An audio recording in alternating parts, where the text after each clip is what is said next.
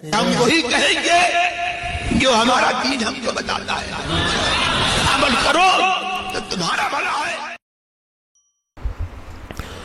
الحمد لله رب العالمين والصلاة والسلام على سيد الأنبياء والمرسلين أما بعد أعوذ بالله من الشيطان الرجيم بسم الله الرحمن الرحيم إن الله وملائكته يصلون على النبي يا أيها الذين آمنوا صلوا عليه وسلموا تسليما اللهم صل على سيدنا وشفينا وحبيبنا ومولانا محمد وبارك وسلم صلاة وسلاما عليك يا رسول الله صلى الله تعالى عليك وسلم۔ اس سے پہلے سورہ سبا اور اس کی تفسیر جاری تھی، اب یہاں سے سورہ فاطر کا آغاز ہوتا ہے۔ ارشاد ہوا الحمدللہ فاطر السماوات والارض جاعل الملائکۃ رسلا اولی اجنحۃ مثنی وثلاث ورباع یزید فی الخلق ما یشاء ان اللہ علی کل شیء قدیر۔ سب خوبیاں اللہ کو جو آسمانوں اور زمین کا بنانے والا اور فرشتوں کو رسول کرنے والا، جن کے دو دو تین تین چار چار پر ہیں، بڑھاتا ہے پیدائش میں جو چاہے، بے شک اللہ ہر چیز پر قادر ہے۔ اس سورہ کا نام سورہ فاطر اور سورہ ملائکہ دونوں رکھا گیا ہے۔ اس کی وجہ یہ ہے کہ اس سورہ کی پہلی آیت میں فاطر اور ملائکہ کے الفاظ موجود ہیں۔ احادیث میں اس سورت کا نام فاطر بھی ہے اور سورہ ملائکہ بھی ہے۔ اس سورت کی ابتدا اللہ تبارک و تعالیٰ کی حمد سے کی گئی اور اس کی ابتدا ہی میں مخلوق کا، یہ ملائکہ کا مخلوق ہونا بتا دیا گیا، اور سورہ سبا میں جنات کے خدا ہونے کو باطل قرار دیا گیا، اور اس سورہ میں ملائکہ کے خدا ہونے کا بطلان بتایا گیا۔ گویا کہ پچھلی سورہ میں ان لوگوں کا رد کیا گیا تھا جو یہ کہتے ہیں کہ جنات معاذ اللہ خدا ہے۔ اب اس سورہ کے اندر ان لوگوں کا رد ہو رہا ہے جو معاذ اللہ ملائکہ کو خدا مانتے ہیں۔ فرمایا سب خوبیاں اللہ کو۔ اس آیت میں اللہ تبارک و تعالیٰ نے اپنے بندوں کو یہ تعلیم دی کہ کس طرح اس کی حمد کریں۔ تمام تعریفیں اللہ تعالیٰ کے ساتھ خاص ہیں۔ کیوں؟ اس لیے کہ تعریف کسی کمال اور خوبی پر کی جاتی ہے، اور جتنے بھی کمالات اور جتنی بھی خوبیاں ہیں سب اللہ ہی نے پیدا فرمائی ہیں۔ تو اگر آپ کسی کی تعریف کریں، آپ کو کسی میں کوئی کمال نظر آئے، تو حقیقت کے اندر وہ اس کا کمال نہیں ہے، وہ کمال اس کو اللہ تبارک و تعالیٰ نے عطا فرمایا ہے۔ تو اسی لیے فرمایا الحمدللہ، سب خوبیاں اللہ کو ہیں۔ اور یہاں پر جو فرمایا گیا سب خوبیاں اللہ کو ہیں، تو جس شخص کو چھینک آتی ہے وہ بھی الحمدللہ کہتا ہے، اور بھی دیگر بہت سارے مواقع پر الحمدللہ کہا جاتا ہے، یعنی اللہ کا شکر بندہ ادا کرتا ہے۔ شکر کیوں ادا کرتا ہے؟ اس کی بھی بڑی وجوہات ہیں۔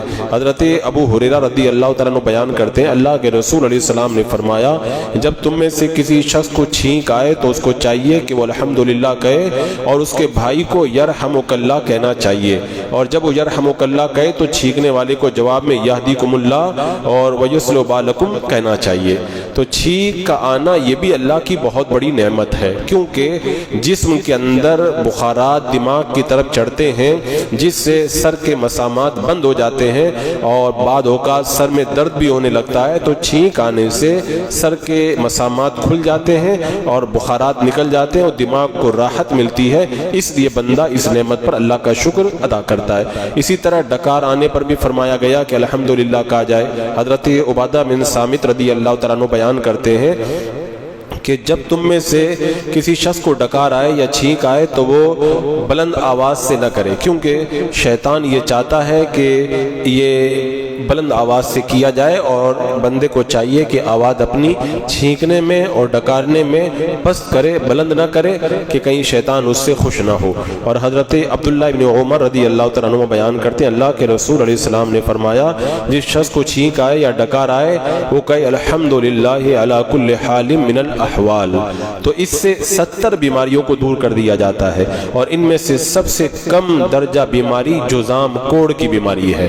تو بندہ اللہ کا شکر ادا کرتا ہے تو اللہ اسے اتنی بیماریوں سے نجات عطا فرماتا ہے۔ تو چھینکنے میں تو اللہ کی نعمت پائی گئی، اور ڈکارنے میں کیا نعمت ہے؟ فرمایا جب معدہ کھانے سے بھر جاتا ہے تو وہ جگہ بنانے کے لیے کھانے کو نیچے کرتا ہے، تو گویا ڈکار کا آنا اس بات کی علامت ہے کہ معدہ بھر چکا ہے، تو اس نعمت پر اللہ کا شکر ادا کیا جاتا ہے۔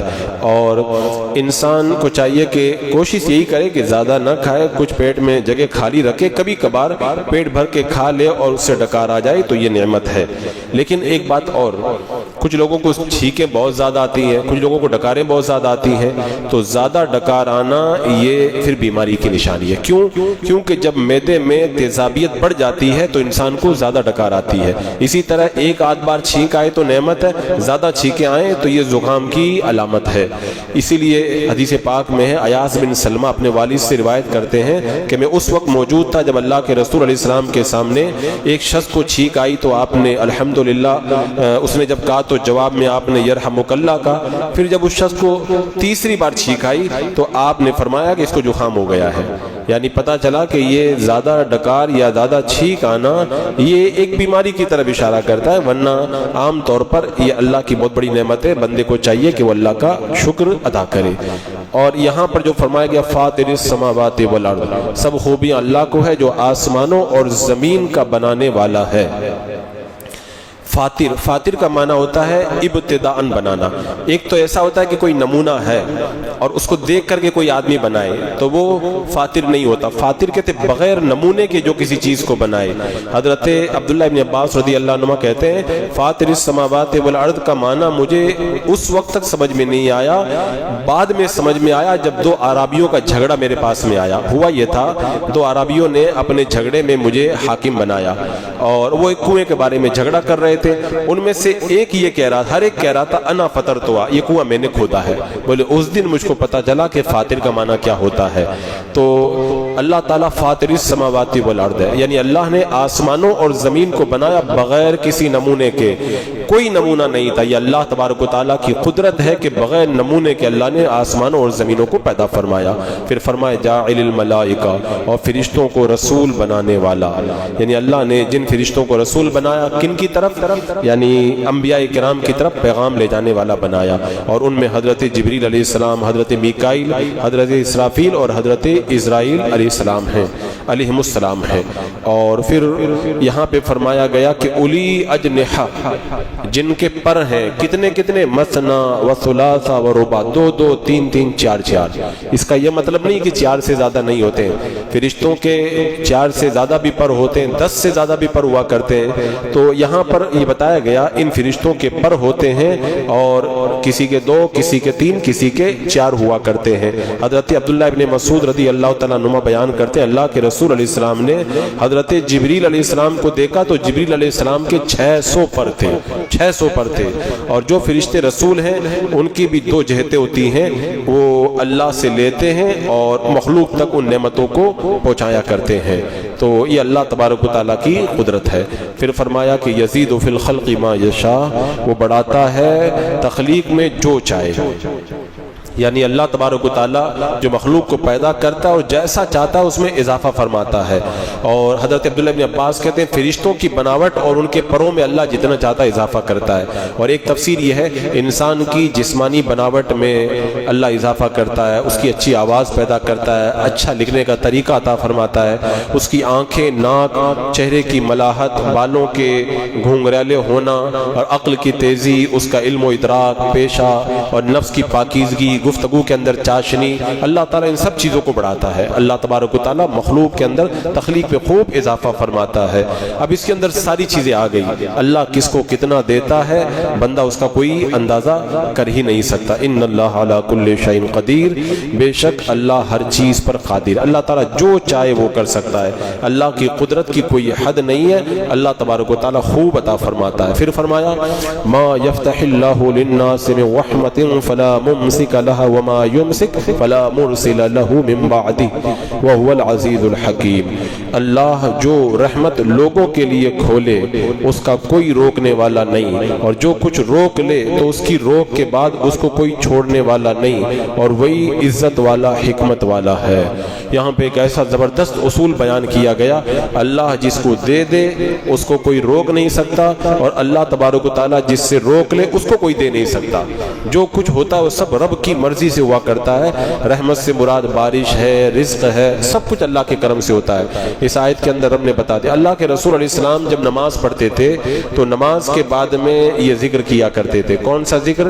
کہ لا الہ الا اللہ وحدہ لا شریک لہ لہ الملک ولہ الحمد وہو علی کل شیء قدیر اللہم لا مانع لما اعطیت ولا معطی لما منعت ولا ينفع ذا الجد منک الجد. اس کا مطلب کیا ہے؟ اللہ کے سوا کوئی عبادت کا مستحق نہیں، وہ واحد ہے، اس کا کوئی شریک نہیں، اس کا ملک ہے، اس کے لیے حمد ہے، اور وہ ہر چیز پر قادر ہے. اے اللہ جس چیز کو تو عطا کرے اس کو کوئی روکنے والا نہیں، جس چیز کو تو روک لے اس کو کوئی دینے والا نہیں، اور تیرے مقابلے میں کسی کی کوشش کام نہیں آتی ہے.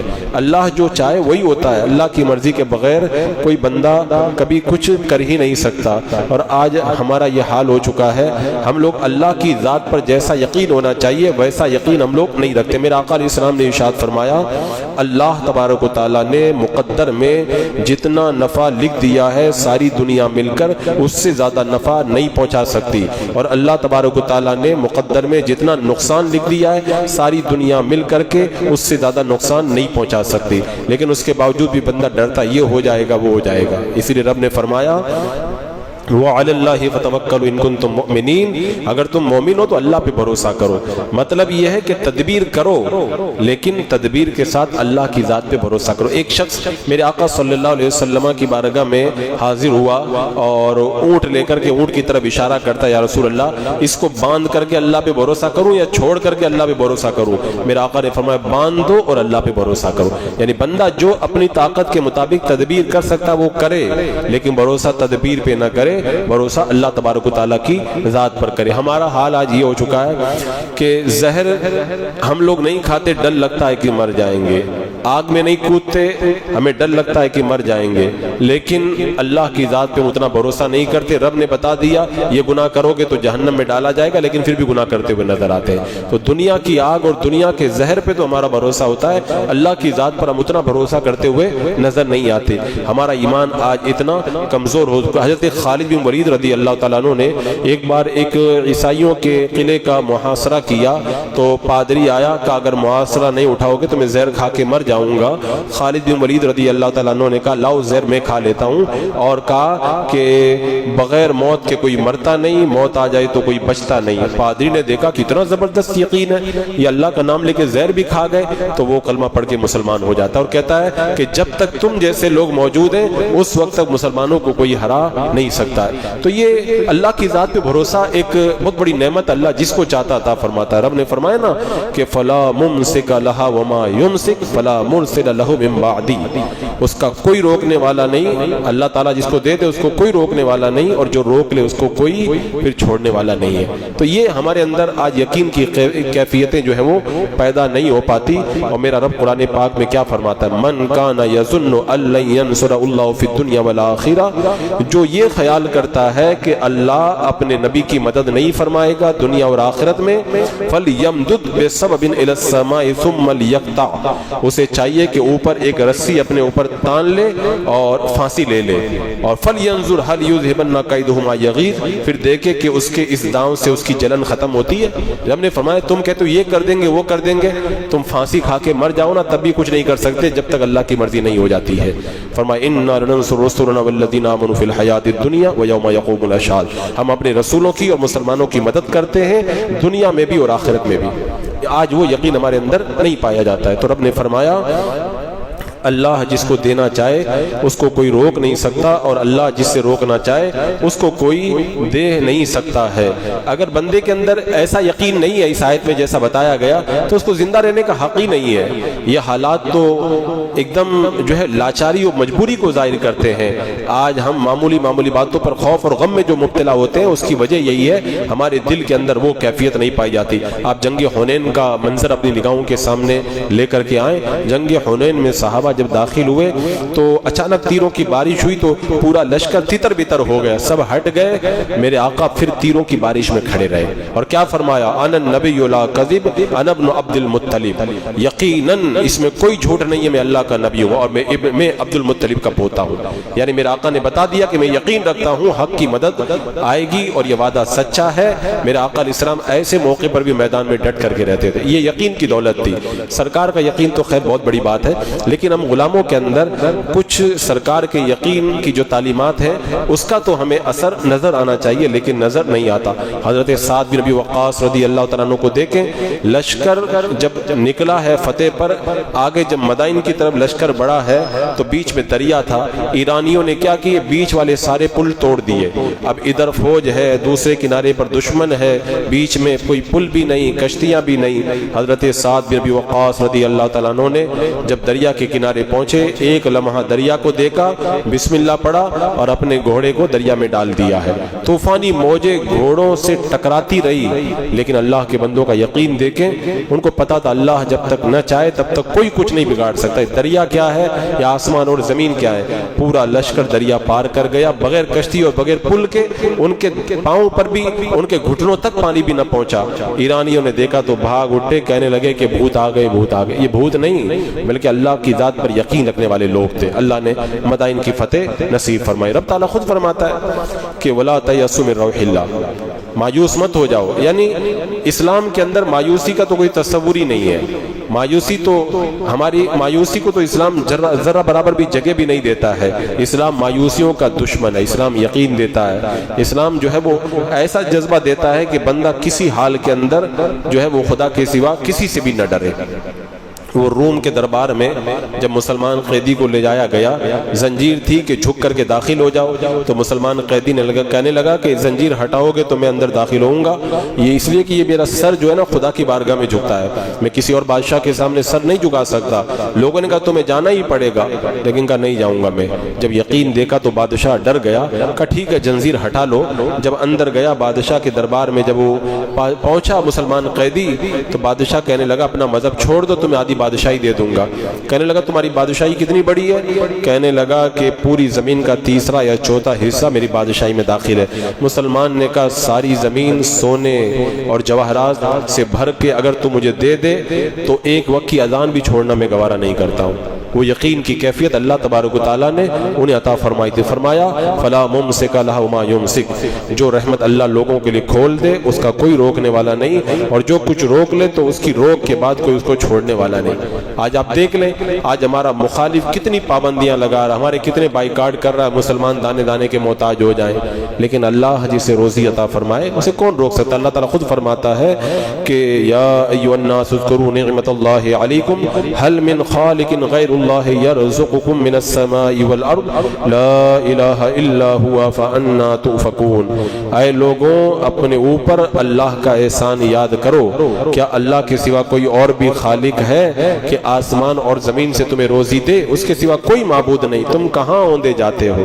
تم کہاں اوندے جاتے ہو؟ اللہ تبارک و تعالیٰ نے فرما دیا اللہ کی نعمت کا شکر ادا کرتے رہو تاکہ اللہ تمہیں خوب نعمتیں عطا فرمائے۔ اور شکر کا ادا کرنے کا طریقہ یہی ہے کہ اس کی نعمت کا ذکر کرو، اور جب بھی اللہ کوئی نعمت دے تو الحمدللہ کہو، اس نعمت کی جو حفاظت کرو، یعنی اس نعمت کو اللہ نے جن کاموں میں استعمال کرنے کا حکم دیا ہے انہی کاموں کے اندر ان کو استعمال کرو تو اللہ تبارک و تعالیٰ اپنی نعمتیں مزید عطا فرمائے گا۔ اس سے پتہ چلا کہ انسان کو جب کامل یقین ہو جائے اللہ کے سوا کوئی رازق نہیں ہے تو کسی بھی چیز کو طلب کرنے کے لیے اس کا دل غیر کی طرف نہیں جائے گا، اور حق کہنے میں ڈرے گا بھی نہیں کہ اللہ ہی روزی دینے والا ہے۔ آج آپ دیکھ لیں اللہ نے فرمایا میں جس کو چاہتا ہوں روزی دیتا ہوں، لیکن بندوں نے اللہ کی اس نعمتوں کو فراموش کر دیا، اور روزی دینے والا یہ یقین رکھتے ہیں کہ اللہ دینے والا، لیکن کام دوسرا کرتے ہیں۔